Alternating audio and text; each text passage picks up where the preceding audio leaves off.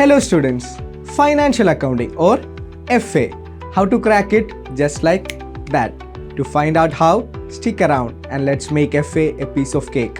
I'm Vaishnav Krishna, your faculty for FA at ELANS. So, നിങ്ങളുടെ ACCA ജേണിയിലെ core പേപ്പേഴ്സായ FR and SBR ഇതിൻ്റെ ഒരു ഫൗണ്ടേഷൻ അല്ലെങ്കിൽ സ്റ്റാർട്ടിംഗ് പോയിന്റ് ആണ് ഫൈനാൻഷ്യൽ അക്കൗണ്ടിങ്. അതുപോലെ തന്നെ സയൻസ് സ്ട്രീമിൽ നിന്ന് വരുന്നവർ ചലഞ്ചിങ് ആയിരിക്കുമെന്ന് സ്വയം വിശ്വസിക്കുന്ന ഒരു പേപ്പർ കൂടിയാണ് FA.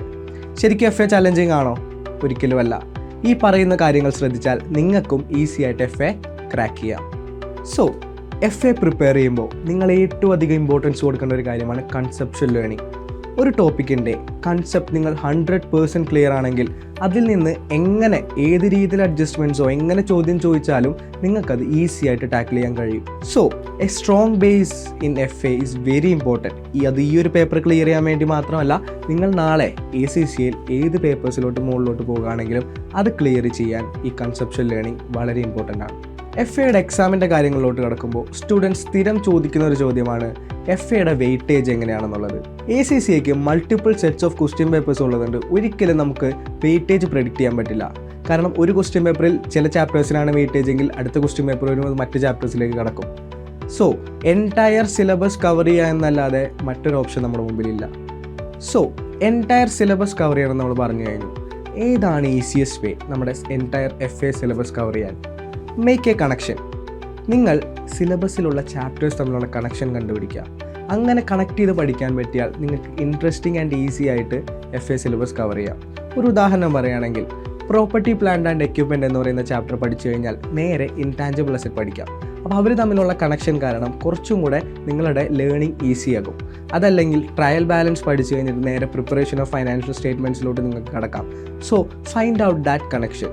ആ ഒരു കണക്ഷൻ നിങ്ങൾക്ക് മനസ്സിലാക്കി അങ്ങനെ കണക്ട് ചെയ്ത് പഠിക്കാൻ തുടങ്ങിക്കഴിഞ്ഞാൽ നിങ്ങൾക്ക് ഈസി ആയിട്ട് FA കംപ്ലീറ്റ് ചെയ്യാം. സോ FA എക്സാം അറ്റൻഡ് ചെയ്യാൻ നിങ്ങൾ റെഡി ആവുന്നതിന് മുമ്പ് ശ്രദ്ധിക്കേണ്ട 3 കാര്യങ്ങളാണ്. 1. Maximum question practice. 2. Familiarise with the exam pattern. And most importantly 3. Time management. നിങ്ങൾക്ക് പല റിസോഴ്സസ് അവൈലബിൾ ആണ്. Kaplan kit, BPP kit and ACCAയുടെ സ്വന്തം സ്റ്റഡി ഹബ്. ഇതിലെ ക്വസ്റ്റ്യൻസ് എല്ലാം പ്രാക്ടീസ് ചെയ്യുമ്പോൾ തന്നെ നിങ്ങളോട് ചോദിക്കാൻ സാധ്യതയുള്ള എല്ലാ ഏരിയയും നിങ്ങൾ കവേർഡായി കഴിഞ്ഞു. അടുത്തത്, നിങ്ങൾ കിറ്റിൽ പ്രാക്ടീസ് ചെയ്ത പോലെ ആയിരിക്കില്ല എക്സാമിന് ക്വസ്റ്റ്യൻ ചോദിക്കുക. അതുകൊണ്ടാണ് ACCAയുടെ സൈറ്റിലുള്ള സ്പെസിമെൻ എക്സാം അറ്റൻഡ് ചെയ്യാൻ പറയുന്നത്. നിങ്ങൾക്ക് എങ്ങനെയാണോ എക്സാം കണ്ടക്ട് ചെയ്യുന്നത് അല്ലെങ്കിൽ എക്സാമിന് എങ്ങനെയാണോ ക്വസ്റ്റ്യൻസ് വരുന്നത് അതുപോലെയായിരിക്കും ഈ സ്പെസിമെൻ എക്സാമിൽ ചോദിച്ചിട്ടുണ്ടാവുക. അതുപോലെ തന്നെ വളരെ ഇമ്പോർട്ടൻ്റ് ആയിട്ടുള്ളൊരു കാര്യമാണ് ടൈം മാനേജ്മെൻറ്റ്. നിങ്ങൾ ക്ലാസ്സിലൊരു ക്വസ്റ്റ്യൻ ചെയ്യുമ്പോൾ അത് ചെയ്യാൻ 5-10 മിനിറ്റ് നിങ്ങൾ എടുത്തേക്കാം. പക്ഷേ അതേപോലെയാണ് നിങ്ങൾ എക്സാമിന് അറ്റൻഡ് ചെയ്യുന്നതെങ്കിലോ ഒരിക്കലും നിങ്ങൾക്ക് 100 മാർക്കിന് അറ്റൻഡ് ചെയ്യാൻ കഴിയില്ല. 100 മാർക്കിന് അറ്റൻഡ് ചെയ്തില്ലെങ്കിൽ നിങ്ങളുടെ എക്സാം റിസൾട്ടിനെ അത് നല്ല രീതിയിൽ എഫക്റ്റ് ചെയ്യും. അപ്പോൾ എങ്ങനെ ടൈം മാനേജ്മെൻറ്റ് മെച്ചപ്പെടുത്താം? അതിനാണ് ആദ്യം പറഞ്ഞ ക്വസ്റ്റ്യൻ പ്രാക്ടീസ്. നിങ്ങൾ പഠിക്കുന്ന സമയത്ത് ക്വസ്റ്റ്യൻ പ്രാക്ടീസ് ചെയ്യുമ്പോൾ ടൈം എടുത്തോളൂ. പക്ഷേ എക്സാമിനോട് അടുക്കുന്ന സമയമാകുമ്പോഴേക്കും ഒരു ടൈം ലിമിറ്റ് വെച്ച് ആ ടൈം ലിമിറ്റിനുള്ളിൽ ക്വസ്റ്റ്യൻ പ്രാക്ടീസ് കംപ്ലീറ്റ് ചെയ്യാൻ ശ്രമിക്കുക. FA എക്സാമിന് പ്രിപ്പയർ ആയി കഴിഞ്ഞാൽ there is one more thing to do. Mock exams. ഇലാൻസിൻ്റെ സൈഡിൽ നിന്നാണെങ്കിലും ACCAയുടെ സൈഡിൽ നിന്നാണെങ്കിലും നിങ്ങൾക്ക് കുറേ മോക്ക് എക്സാംസ് അവൈലബിൾ ആയിട്ടുണ്ട്. അത് നല്ല രീതിക്ക് യൂട്ടിലൈസ് ചെയ്യുക. Maximum number of mock exams attend ചെയ്യാൻ ശ്രമിക്കുക. FA എക്സാമിലോട്ട് കിടക്കുമ്പോൾ നിങ്ങൾക്കറിയാം FA എക്സാം 2 കാറ്റഗറി ആയിട്ട് തിരിച്ചിരിക്കുകയാണ്. Section A and section B. Section A എന്ന് പറയുന്നത് 70 മാർക്കിന് MCQ. അപ്പോൾ MCQ ആൻസർ ചെയ്യുമ്പോൾ എന്തൊക്കെ ശ്രദ്ധിക്കണം? ഫസ്റ്റ് ഓഫ് ഓൾ റിക്വയർമെൻറ്റ് വായിക്കണം. ഒരു ക്വസ്റ്റ്യൻ കാണുമ്പോൾ ആദ്യം അതിൻ്റെ റിക്വയർമെൻറ്റ് വായിക്കണം. എന്നിട്ട് വേണം ക്വസ്റ്റ്യനിലോട്ട് കിടക്കാൻ. അപ്പോൾ നിങ്ങൾക്ക് കുറേ കൂടി ഈസി ആയിട്ട് ആൻസറിലോട്ട് വേണ്ടുള്ള കാര്യങ്ങൾ പിക്ക് ചെയ്യാൻ സാധിക്കും.